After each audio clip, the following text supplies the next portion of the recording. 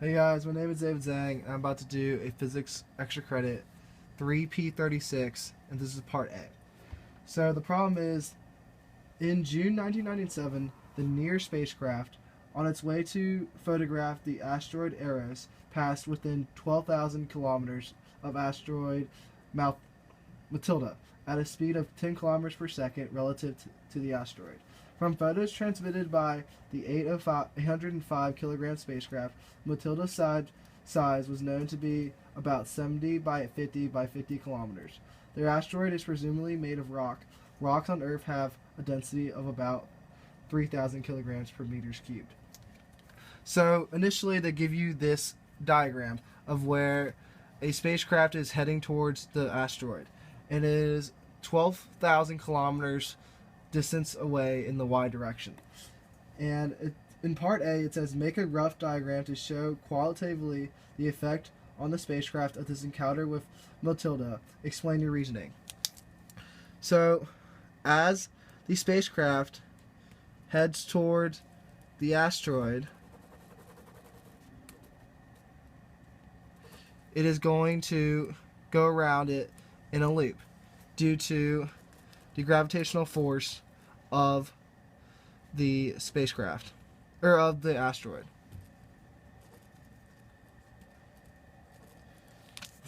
And that's part A. Part B.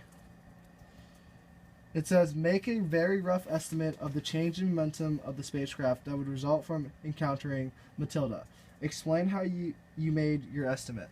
So we have the fundamental principle of the change in momentum is equal to the net force times the change in time. We know that density equals mass divided by volume. And we need to calculate the mass in order to calculate the force of gravity. So mass equals density times volume. The force of gravity is equal to negative g m1 m2 divided by r squared times r hat.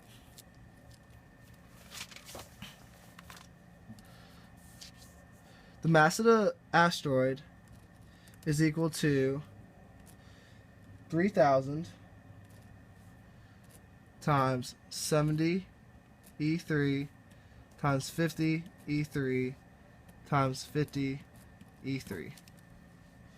3,000 is the density, and they give you that Matilda's size was 70 kilometers by 50 by 50. And this equates to 5.25 E17. So the force of gravity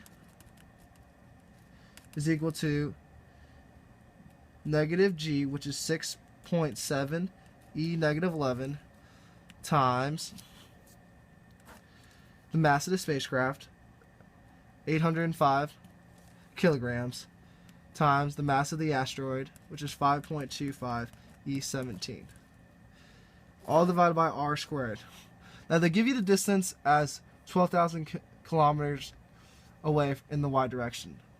So it's 12,000 E3, because you have to change it to meters, squared.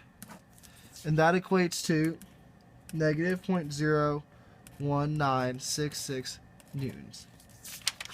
So the change in momentum is equal to the net force times the change in time, which is equal to negative 0.01966 times.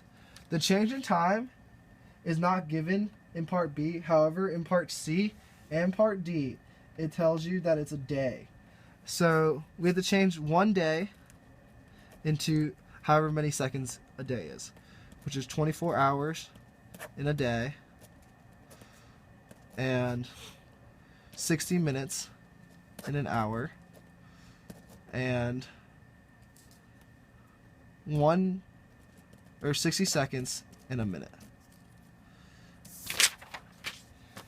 And that gives you that the change in momentum is negative 1,698.95 kilograms meters per second.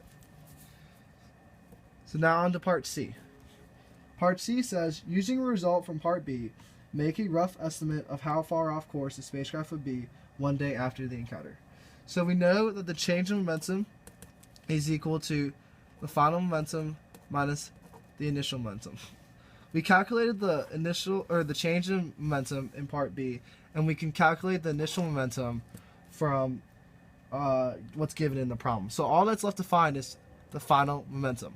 So final momentum is equal to the change in momentum plus the initial momentum.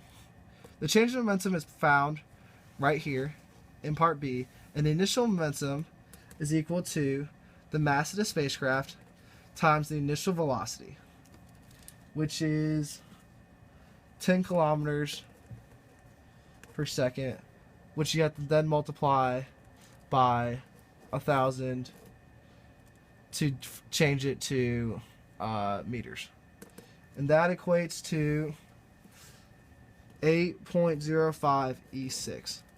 So the final momentum is equal to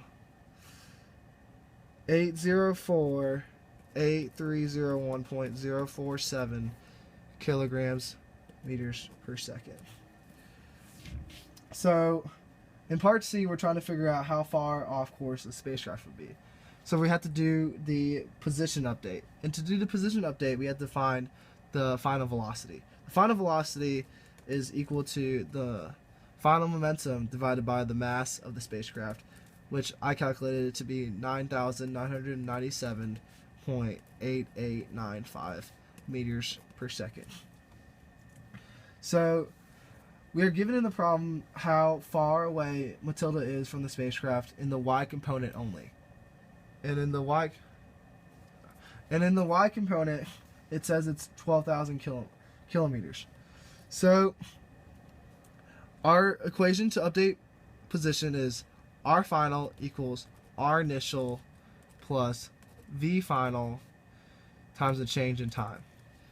However, due to the force of gravity, which is negative, we're going to change it to negative VF times the change in time.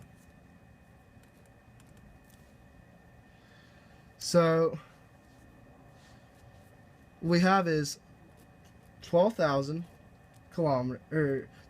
meters minus V final, or the change in velocity, which is 2.1105 times the change in time, which is 86,400 seconds.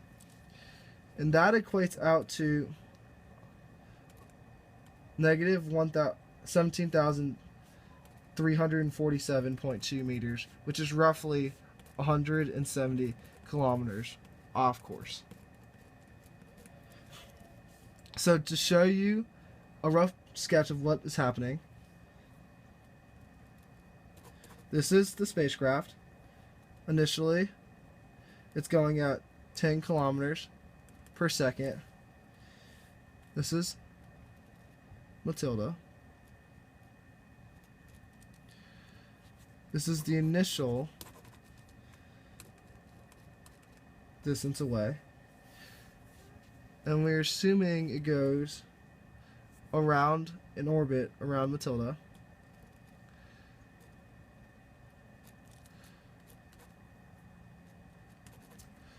That right there is what we calculated.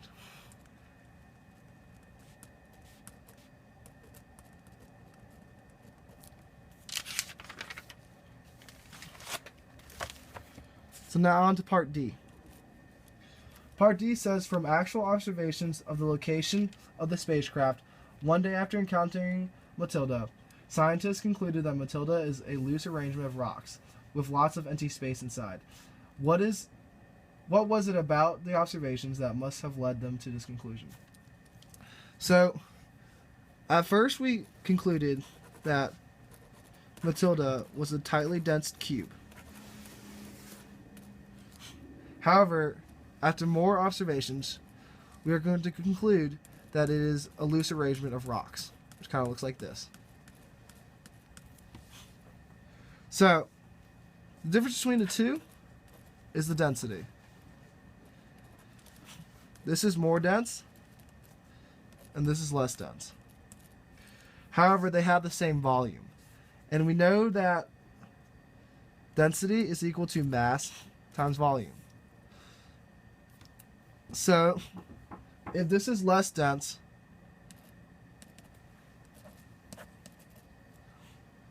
in order to keep the same volume, the mass has to be less in the less dense form of Matilda. So if we have a lower mass, we have a lower gravitational force. So a lower gravitational force means that there's a smaller change, a difference off course, because we use the momentum principle, which is equal to the change in momentum is equal to the net force times the change in time.